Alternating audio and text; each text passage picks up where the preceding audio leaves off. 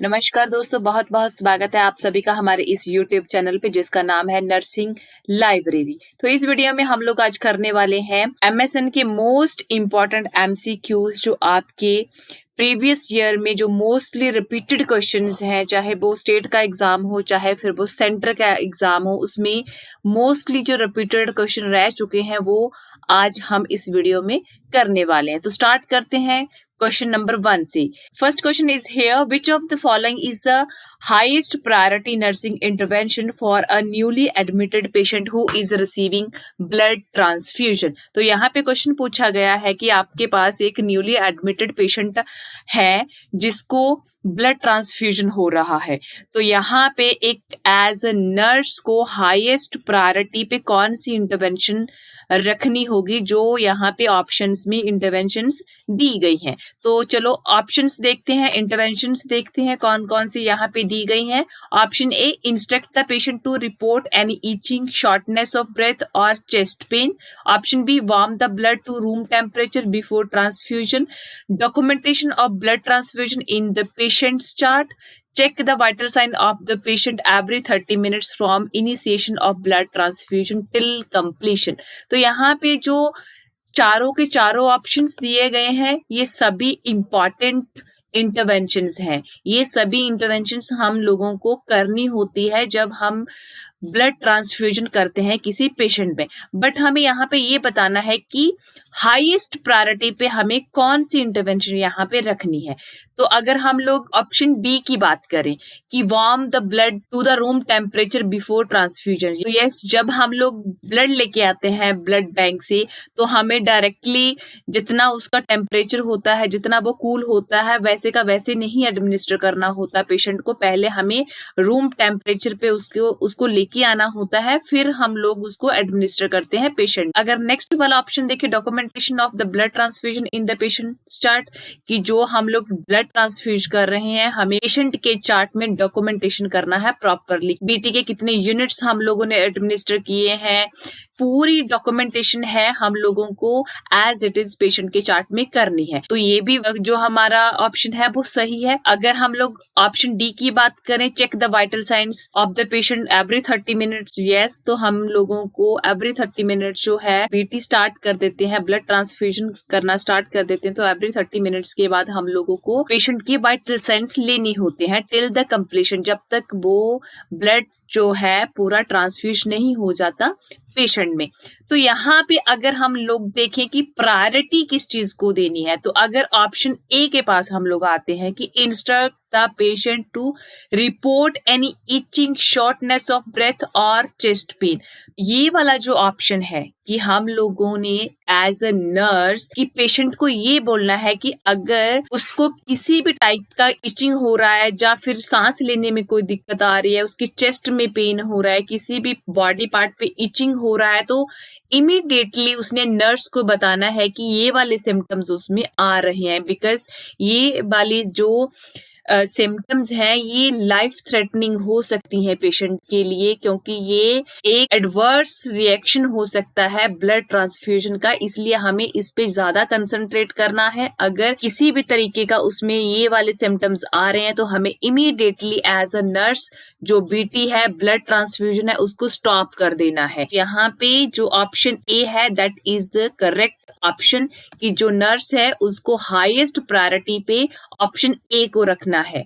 Next question is here, glycolated hemoglobin means HbA1c is primarily measured to identify means plasma glucose concentration of। तो यहाँ पे पूछा गया है कि जो H1A1c का हम लोग टेस्ट करवाते हैं तो वो हमारे कितने टाइम की जो प्लाज्मा ग्लूकोज कंसंट्रेशन है वो मेजर कर लेता है। तो यहाँ पे ऑप्शंस हैं, ऑप्शन ए over 7 days, over 30 days, over 60 days, over 90 days. तो यहाँ पे जो करेक्ट ऑप्शन जाने वाला है that is the option D, over 90 days. Means पिछले 3 महीने की जो हमारी प्लाज्मा ग्लूकोज का जो हिस्ट्री रहती है, जो कंसंट्रेशन रहती है हमारे ब्लड में, हमारे प्लाज्मा में वो सारी हिस्ट्री HbA1c अगर हम लोग टेस्ट करवाते हैं तो उसका हिस्ट्री आ जाती है कि लास्ट जो 3 मंथ थे उसमें हमारा प्लाज्मा ग्लूकोज का कंसंट्रेशन था वो कितना है। Next question is here lipid profile does not include, कि यहाँ पे जो ऑप्शंस दिए गए हैं वो लिपिड प्रोफाइल में नहीं इंक्लूड होते। तो ऑप्शंस देखते हैं, HDL, total cholesterol, SGOT, VLDL। तो यहाँ पे जो करेक्ट ऑप्शन जाने वाला है that is the option C, SGOT। जो SGOT है वो हमारा LFT में इंक्लूड होता है, ना कि लिपिड प्रोफाइल में होता है। Next question is here, which of the following equipment is most essential to prevent the risk of cardiac dysrhythmias in a patient receiving multiple transfusion of blood. तो question पूछा गया है कि एक पेशेंट है जिसको मल्टीपल ब्लड ट्रांसफ्यूजन हो रहा है, तो उसमें ऐसा कौन सा यहाँ पे एक इक्विपमेंट है जो प्रिवेंट करेगा एक पेशेंट में कार्डिक डिसइरिथमिया होने से। तो यहाँ पे ऑप्शंस दिए गए हैं, ECG machine, cardiac monitor, blood warmer, syringe pump. तो correct option is the option C, blood warmer. जो बाकी के ऑप्शंस यहाँ पे दिए गए हैं जैसे ECG मशीन हो गया, कार्डियक मॉनिटर हो गया, सिरिंज पंप हो गया, तो ये वाले ऑप्शंस जो हैं ये कार्डियक डिसअरिथमिया को प्रिवेंट नहीं करते हैं, ये कार्डियक जो एक्टिविटीज है उसको मॉनिटर करने के लिए हेल्प करते हैं, ना कि जो कार्डियक डिसअरिथमिया है उसको प्रिवेंट करते हैं। तो यहाँ पे जो करेक्ट ऑप्शन है ब्लड वार्मर है वो, कि हमें ब्लड एडमिनिस्टर करने से पहले उसको रूम टेम्परेचर पे लेके आना है, फिर उसको ट्रांसफ्यूज करना है in the patient. Next question is here, all of the following are precautions in the care of a patient with high fever except। तो यहाँ पे एक्सेप्ट का क्वेश्चन पूछा गया है कि तो यहाँ पे जो ऑप्शंस दिए गए हैं वो प्रिकॉशंस हैं एक पेशेंट के लिए जिसको हाई फीवर है। तो इनमें से एक ऐसा ऑप्शन है जो हमें बताना है कि ये वाला जो ऑप्शन है वो हाई फीवर पेशेंट के लिए नहीं है। तो ऑप्शंस देखते हैं यहाँ पे, never leave a patient with high fever alone, rigor and convulsions में occur any time, administer antipyretic drugs, rapid cold sponging is not useful in patient not responding to antipyretics। तो यहाँ पे करेक्ट ऑप्शन जाता है option D, rapid cold sponging is not useful in patient not responding to antipyretics। Next question is here, a patient in the unit has a 103.7 Fahrenheit temperature, which intervention would be most effective in restoring normal body temperature। तो यहाँ पे question पूछा गया है कि एक patient है unit में जिसको 103.7 डिग्री फ़ारेनहाइट उसका टेम्परेचर है, तो यहाँ पे कौन सी एक ऐसी इंटरवेंशन है जो मोस्ट इफेक्टिव है उसके नॉर्मल बॉडी टेम्परेचर को रिस्टोर करने के लिए, मेंटेन करने के लिए। तो इंटरवेंशन यहाँ पे देखते हैं, option A, use a cooling blanket while the patient is febrile, की कूल ब्लैंकेट यूज करो जब पेशेंट को फीवर आ रहा है। Administer antipyretic on and around the clock schedule, कि जो पेशेंट है उसको एंटीपायरेटिक्स जो मेडिसिन दी गई हैं फिजिशियन के द्वारा उसको अराउंड द क्लॉक उसको एडमिनिस्टर करो। Next option is provide increase fluid and have the unlicensed personal give sponge baths. Option D, give prescribed antibiotic and provide warm blanket for comfort, कि उसको जो प्रिस्क्राइब की गई है एंटीबायोटिक्स वो administer करो और उसको वार्म ब्लैंकेट दे के कंफर्टेबल पोजीशन में उसको लिटा दो। तो यहाँ पे जो हमें बताना है कि जो मोस्ट इफेक्टिव इंटरवेंशन है यहाँ पे कौन सी है जिसका फीवर है 103.7।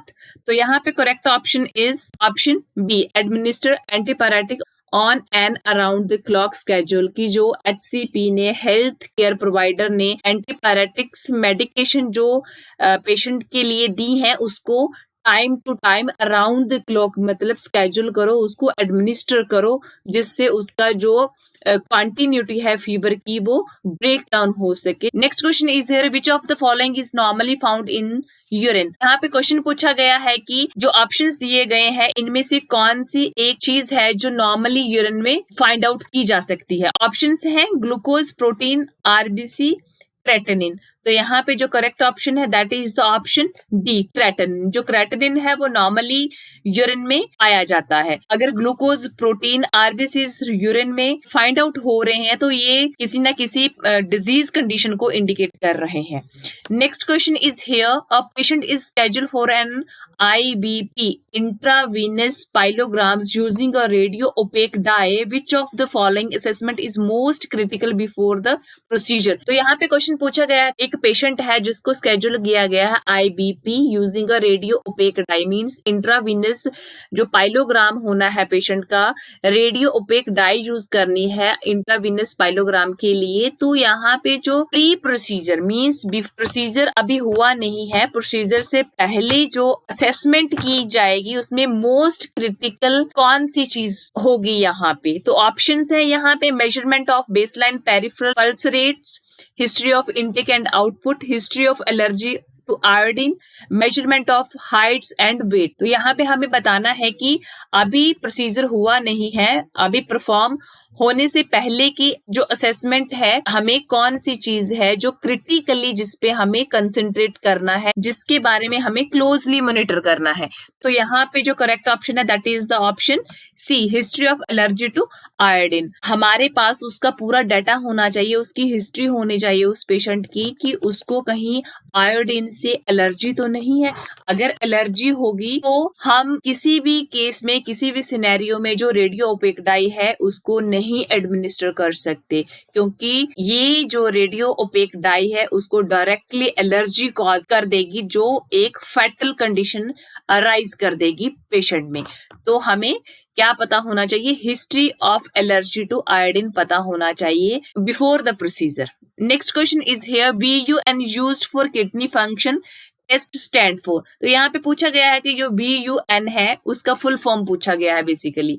तो ऑप्शंस है blood urea nitrogen, blood uric acid nitrogen, blood uracil nitrogen, blood urea nitrogen. तो यहाँ पे जो करेक्ट ऑप्शन है that is a blood urea nitrogen, option D is correct here. तो जो BUN है ब्लड यूरिया नाइट्रोजन है, इसका जो नॉर्मल रेंज होता है 6 से लेके 24 mg पर डेसीलीटर होता है।